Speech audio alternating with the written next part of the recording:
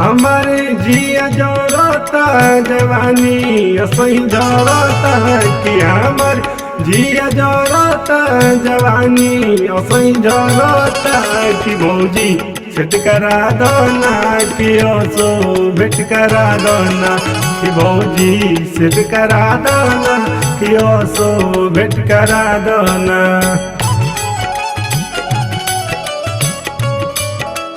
Music by रतन शर्मा।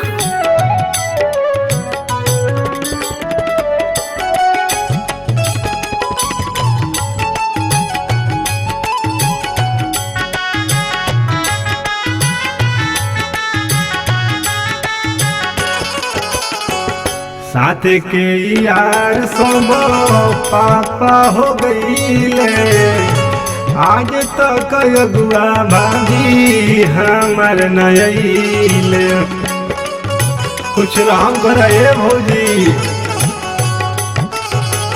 साथ के यार सब पापा हो गईले आज तक अगुआ भाभी हमार नयले कि हमार परमानेंट करा दना कि असो भेट करा दना कि भौजी सेट करा दना कि असो भेट करा दना। माँ दुर्गा रिकॉर्डिंग स्टूडियो विक्रमगंज।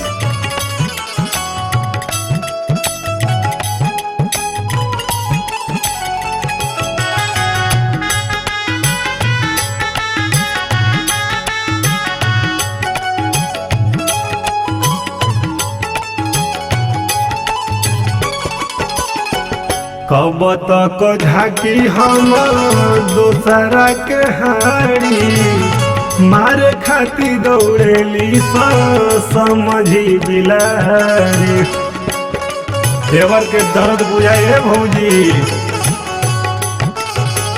कब तक झाकी हम दोसरा के हारी मारे खाती दौड़ेली समझी बिलारी कि हमरो के हंसे बिंद बना दना कि असो भेट करा दना कि भौजी सेट करा दना कि असो भेट करा दना।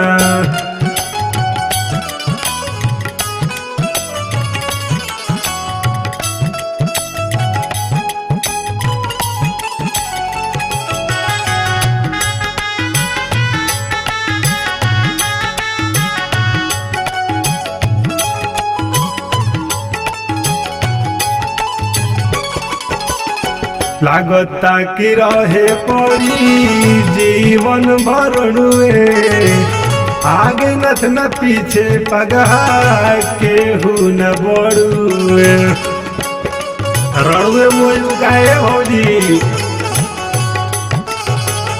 लागता कि रहे पड़ी जीवन भरनुए आगे नथ न पीछे पगहा केहू न बड़ुए अपनों से बेस्ट करा दना कि असो भेट करा दना कि भौजी सेट करा दना कि असो भेट करा दना।